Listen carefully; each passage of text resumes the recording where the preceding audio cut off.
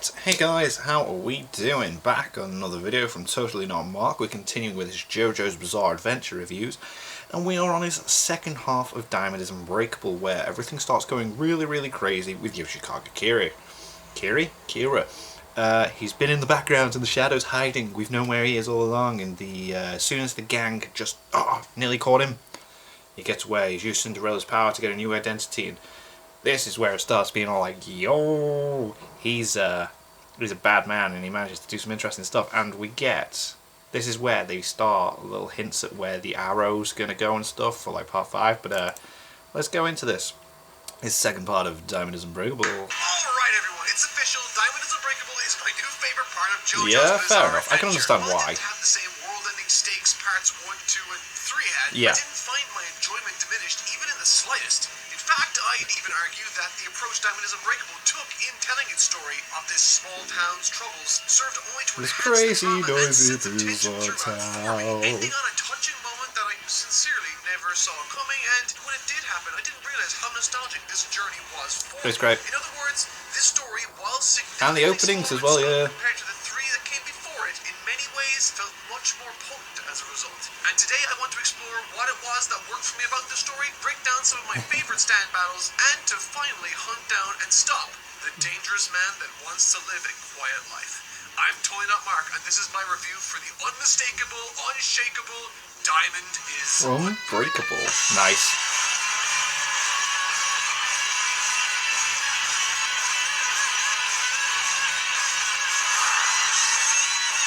Oh, mates! Killer Kid!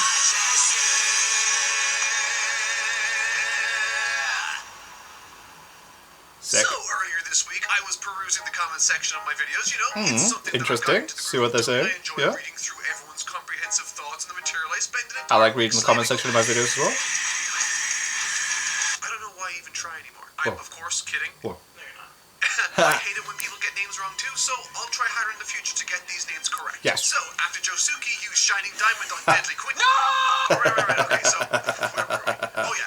Last week, Mr. Henzi, after his fight with Star Platinum and Echoes, went not so well. He decided to make his way to Cinderella's, where he killed everyone who was there, but not before stealing a face and vanishing into the crowd, assuming a brand new Oh my god, it's like, no! In my opinion, this was a terrific idea on behalf of Araki, and wouldn't you believe it, this half has even more great ideas. Yep. Speaking of which, because the English localization doesn't cover the majority of this second half of the story, I will now be watching the anime's adaptation as a substitute. My Let's god. begin. Episodes 25 and 26. Following this unfortunate loss of contact with the now newly disguised Kira, Jotaro and the gang decide to check the first place anyone would for any indication of where he might go, or to at the very least learn more about him specifically. His home. I don't really have any strong feelings one way or the other about the Kira father character going by the name of Yoshihiro. I think his stand power and the encounters that spawn forth from it, including the battle in the house, were creative and engaging as an audience member, but he also feels like a much more shallow implementation of a mechanic within the story to keep Kira's involvement to a minimum until its climax time, with him effectively being the main culprit responsible for all of the obstacles that orientate themselves before heroes on their quest for Kira's newly acquired identity. And look, I'll hold my hand up. I recognize that this is something that this story requires. If the heroes were to find Kira almost immediately, straight away, firstly anticlimactic to the max, and it's not interesting at all. So no, it needs to build up to it. There needs to be some mechanism to delay the discovery of Kira somehow. However, I just found this to be slightly on the contrived side of things, what with him flying around. Yeah, but it's JoJo's Bizarre Adventure. It's meant to be daft. Left and right like some sort of flat-balled Cupid.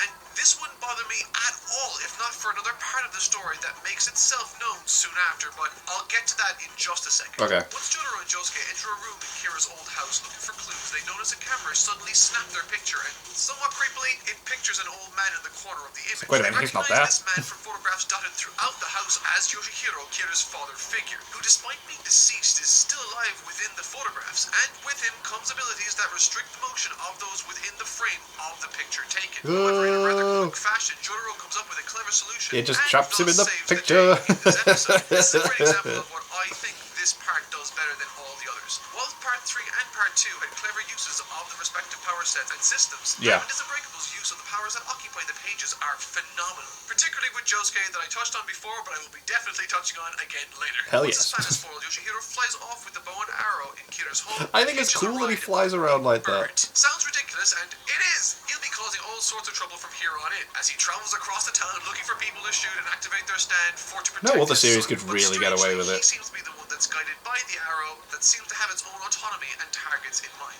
And its first target? He's the rock, paper, scissors gears, isn't he? Yeah. Apparently, if nothing else, this encounter provides Rohan, a character I really enjoy, another opportunity to shine in the spot, to demonstrate his cool powers, and to overcome the forces of this weird vortex stand-sucking power of the rock, paper, scissors kid. Episodes 27, 28, 29, and 30. So episode 27 to 30. Of 4 episodes, we have 2 standalone and 2 that act as a two-parter. So let's tackle these in order. Okay. Flying around the town like the G from the Goosebumps intro, Yoshihiro set his sights on this lone individual walking down a country road. Strangely, however, this arrow only dings off of his cheek. Yeah. Seems to be made of some material far more durable than he anticipated, and, well, he's an alien. And you'd think this would be a massive deal that would have massive But ramifications. no, it's just casual. Yeah, I love it. Really, it's an alien, and you know people care for like an episode or two, but he really doesn't come up later. Oh my god. Yeah, it's so And this random, alien yeah. develops himself as an alien almost immediately. And they don't believe him. It's like, what? Yes, randomly. As a side note, I really enjoy Okuyatsu and Josuke as a team. Yeah, they are Friendship great. feels You- believable, and yes, what's they more do is that feel like we've friends. been there since its beginning. There's plenty of humor extracted from this encounter too, but once Josuke discovers that the being can transform into Into whatever anything. he likes, he decides to have him turn into a die so that he can cheat in a gambling Against game with Rohan. which Yeah, he does, it's so and good. he does win.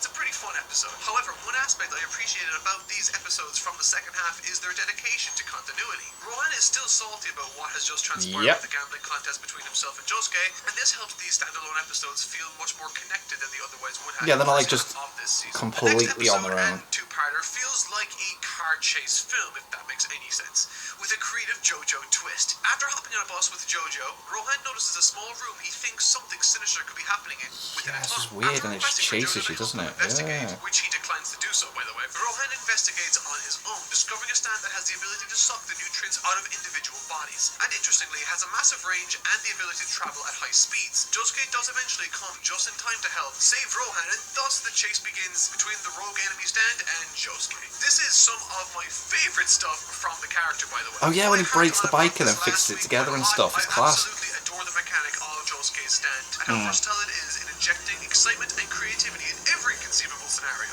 I mean, during this chase scene, in order to not slow down when approaching civilians at a Destroy the crosswalk, bike. he destroys his bike, It's class. leaps through the air Whoa, with the and then parts, fix it back flies together. through It's the like, air, and then reassembles the motorbike before landing again without any loss of speed. So sick. That's such a cool, visually interesting thing and a fun idea that makes use of his power. This chase is by far the highlight of this two-part episode, and Josuke Fix the eventually car. locates where the stand user will While he's stay. After some inside, yeah. investigation and quick thinking on behalf To of the hospital. that points Josuke to the room of the hospital that he finds the stand user. Apparently he's been sucking nutrients to try to heal himself, and in retaliation for everything that he's put Josuke through, Josuke heals him and beats the hell out of him. It's like, you won't hurt me, well, I'll hurt you. It's like, no, but I will now. It's quite funny. Okay, so let's talk about Kira. Interestingly, instead of the first half of the story, which heavily See what he focused did on there. and concerned itself with the slice of life character interactions and exploration into the town of Morio, this second half has the constant presence of Kira informing pretty much every episode, and the audience once again are made aware of Kira's new persona, giving us that extra layer of dramatic irony the main cast aren't aware of yet, as we follow Kira as he explores his new world and family for the first I time. love how he's got the And definite in an music in the ironic background twist as of well. fate, It's class. the once stale relationship on the verge of collapse Kira's host once had now seems to be a much better fit for him as a personality. With his new wife's romantic interest rekindled and at a new all-time high, and the financial troubles seemingly all meant, thanks exclusively to Kira's choices as an individual, the scenes that he participates in early on are clearly there to give him something to struggle against or bounce off of, while the others are trying to find him and work their way towards the finale. In other words, the hero team and the evil squad are both sort of in this waiting phase before they reach the climax Yes. of this story. The first of these mini adventures with the new Kira concerns a particular cat that his wife accidentally kills Oh, and no. he buries in the back garden. The cat, once possessing a stand, now has sprouted as a flower, a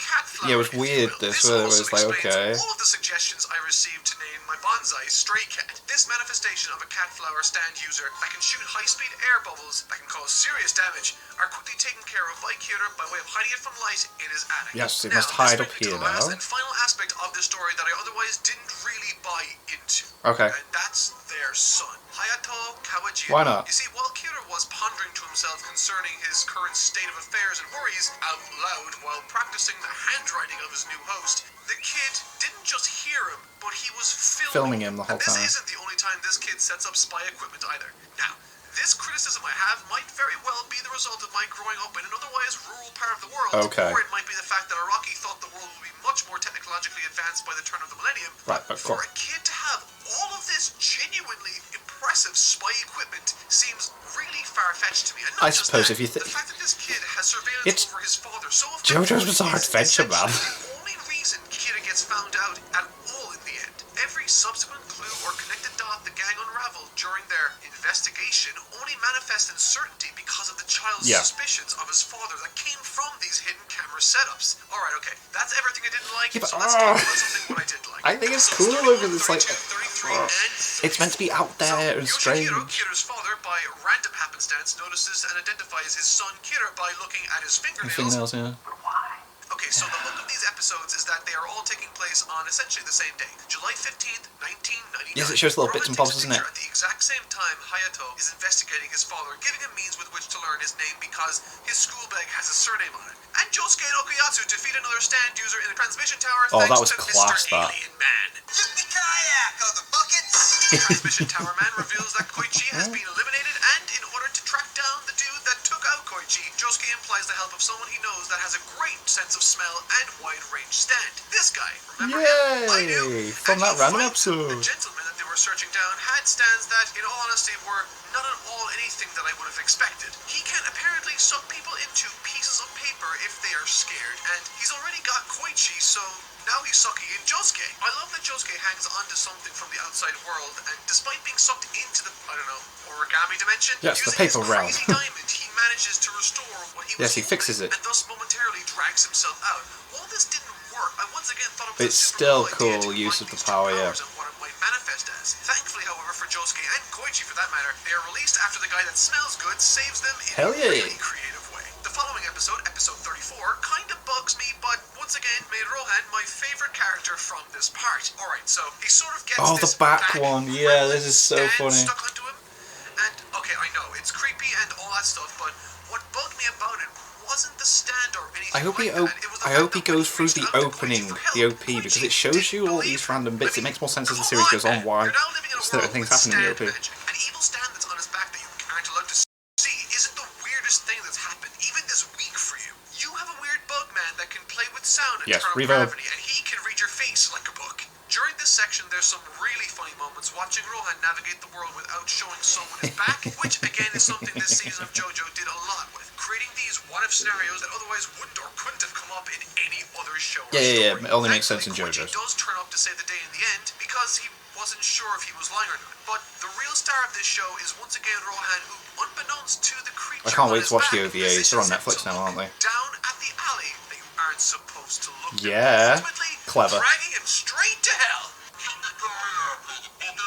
And so we're heading into Yes. the end game now. We're in the end game now. Little Kira stalks some kids home and ultimately Oh my murders God, them. this bit But where he just goes, interestingly, boom, the get out of entire my act was way. videotaped by Hayato, who, despite being from a small town in So 1999 cool. Japan, has more spy tech than you can swing a cat. He's still This using now mini puts DV Kira tapes into in a, dangerous like, position, really old what he needs to camcorder. rectify soon. Disclaimer, I am not going to cover the weird bath scene. Yeah, that was because I weird. don't feel like outlining the narrative idiosyncrasies of a weird bath scene. Yeah, that was weird. Why'd you have a scene? Episode 35 and 36. Another one bites the dust. This is a really interesting and fun prelude to the finale that incorporates aspects from films like Groundhog Day, but with a distinct JoJo twist. And despite it being the culmination of several events that I thought felt a little contrived, this still managed to be a really fun time that I could easily get behind. All the while developing for Kira a brand new move to help him deal with his enemies. Oh yeah, and this happened.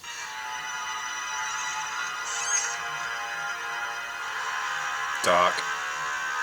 Something I really enjoy about Araki's writing of Kira is how vulnerable he feels. In making the decision to give the audience the perspective of Kira early on, it helps to put us into his shoes, not to empathize with him necessarily, but to instead feel the strains and pressures he feels as people in his life skirt around and press the lines of truth in his character, causing It's him like, just great stop anxiety. causing me his identity problems. being I just want to get There's on a with my clearly quiet observed, life. almost pathetic and desperate nature to Kira's character, particularly after his new son discovers the truth about him and outs it to him, which I found in later encounters helps to add a separate perspective in battles to keep an eye on. No longer are we looking at villains that always seem to be in control. Kira's character's entertainment factor largely comes from how he reacts to bad news, and like the heroes, struggles to make sense of situations, trying to solve problems that present themselves in real time. With Jotaro and Josuke hot on his tail, in this state of terror and anxiety over being found out, his father tries to calm him down, when suddenly, the same arrow that sought out all of those other stand users forces itself from the photograph and in his into arm, and it's Kira's like, body,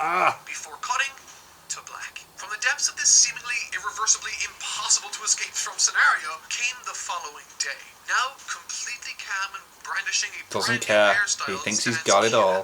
And his son, now alive? What the hell is happening? Yeah, it was like, This what's can't going be a on? flashback. His hair's completely different. The boy seems driven to do something about his situation too, so he seems to know what's going on. Kira even meets him on his walk to school and fills him in on more information before leaving He just him tells and him, allowing yeah, it's Rohan like, to intercept the child. Photo.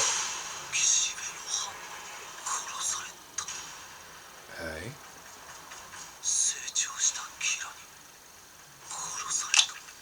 Suddenly and without indication, Hello. Killer Queen jumps into the eye of Rohan and ultimately leads to his explosion, causing Hayato to relive that morning 1 hour in the past. Oh my god, it's crazy, and every time something happens, it's like, oh, it's a new defense mechanism against him being found out. And recalls everything that just happened, and therefore will happen. Kira and everyone else are left unaware of what exactly transpired. Though from Hayato's reaction, Kira is aware that this isn't the first time he's relived this go-around, because he himself is aware of his own powers. And so now we understand why Kira felt safe. Apparently this new technique called Bites the Dust effectively puts a curse on Hayato. If he reveals any information to anybody about the his, identity of Kira, they die. then he will blow up those individuals. Yep, it's so immediately and sick. rewind time back 1 hour. With the most screwed up part being, even if Hayato avoids these people he blew up, they still blow up at the exact same time they originally revealed that information to them. It's ridiculously screwed up. Yeah, and man. this hour replays a number of times, with one instance even leading to a desperate encounter with everyone of the JoJo gang, trying to understand Hayato while he desperately tries to prevent their deaths.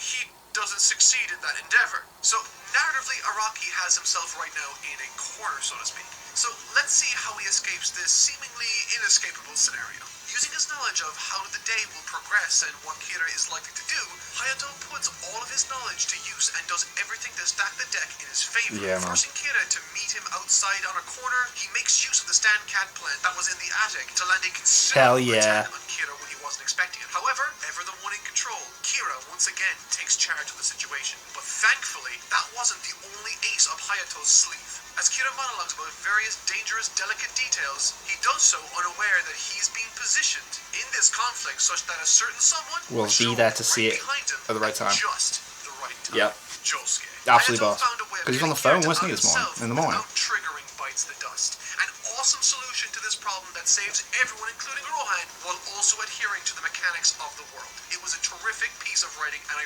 really loved it. Episodes 37, 38, Here we go.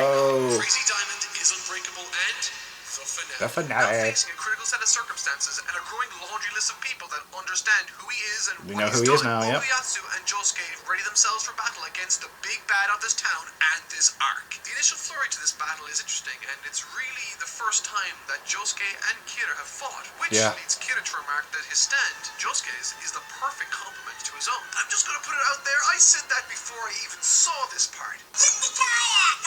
Yeah, one heals, one destroys. Stakes dramatically No. rising once again in an interesting turn of events and role reversal. Okuyasu now in the same situation Koichi was in during his and Josuke's very first fight, where Josuke now really wants to go and heal his friend, but someone is in his way. With his body now primed to explode, Okuyasu seems to be at a lost cause, leaving Josuke only one choice: to heal him and sacrifice himself in the process.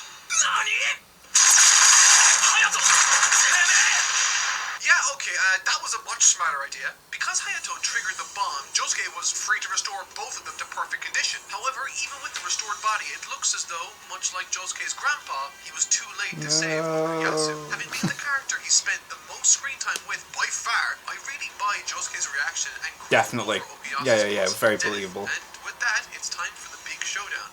It's Josuke versus Kira. Here we go. Possessing everything I liked about the prior finale from season 1 to 3, only without the world on the line, it proved that what makes these fights great aren't the stakes but the creative writing used within them, exemplifying perfectly through another genius implementation of Josuke's stand power, sending a detonation bubble while combining the use of this killer queen and stray cat into reality. The only reason that Kira knows like his where dad's they are in the directing it, house isn't it? is by way of Kira's father, Yoshihiro, ratting their possessions out while on the in phone. their pocket. JoJo smokes him out and then feeds Kira the incorrect information to blow up his own father. Amazing. Before hitting him with another big blow from a glass projectile, using the used to hit his stand mark power. by way of restoring Bam. it to its original location. It's a brilliant idea. Josuke finding ways of making his healing properties of Crazy Diamond work offensively is always interesting. Yeah, and by it's far really my good to see. favorite part of this entire story. And what follows this brief window of opportunity is a decimation on behalf of Josuke to Kira. Josuke is far too fast, and just as he's about to win, the cat plant blocks his attack,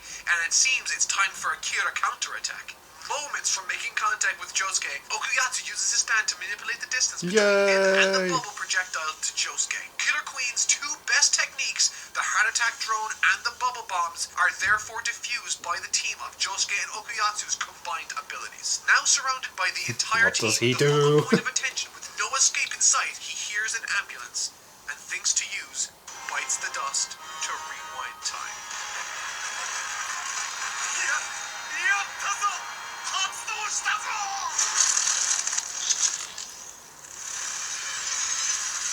This took me completely by surprise. And I mean completely by surprise. In what I and Kira thought was a successful use of Bites the Dust with Killer Queen, he instead finds himself here, in this alley with Remy. Through this interaction, we learn the true and pathetic fate that actually befell Kira in his final moments. Beaten to a pulp by everyone and eventually crushed to by death an ambulance. on accident. The nature of this ending is poetic and honestly carried out by the very right person. The first person Kira ever killed. Now, after having fulfilled what she stayed in the living world for, to bring balance back to the once troubled town of Morio, after having cast this monster into the abyss of hell, away he burning goes. for eternity, she and her dog can finally Rest in peace. Yeah, man. And that's pretty much Diamond is Unbreakable. I thoroughly enjoyed this very different and, in a way, stripped down version of the JoJo formula. Araki in this proved to me that he doesn't need to have all the bells and whistles of a big finale many shonen would normally enjoy. Instead, he can make something feel fittingly special and unique just by being the creative mangaka he has proven himself. Yeah, it's so good. It's so creative and just so entertaining. Took me by surprise. With Jotaro, Josuke, and Joseph sharing a nice and humorous moment before panning across a montage. I'll have my money back, thank you.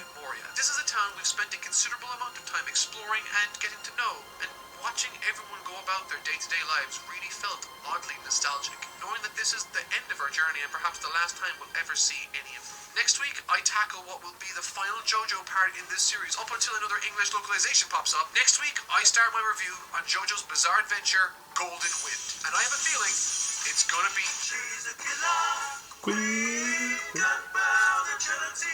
Dynamite with a laser beam, guaranteed to blow your mind.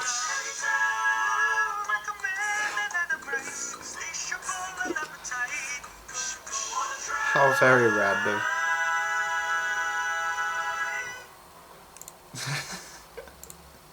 There's Boss. I look forward to his part 5 review of Golden Wind. That will be fun. And it would be interesting to see if he covers the Rohan OVAs now that they are out. But I will be checking out the Rohan OVAs, and then I will be checking out Hamon Beats anime and manga differences of the OVAs. But until then, thank you guys very much for watching. What do you guys think of that? What do you guys think of this? Click like, subscribe if you haven't already. Leave comments down below. Let me know what you should watch and discuss in future videos, and I'll see you guys. Yes, all you guys. Next down.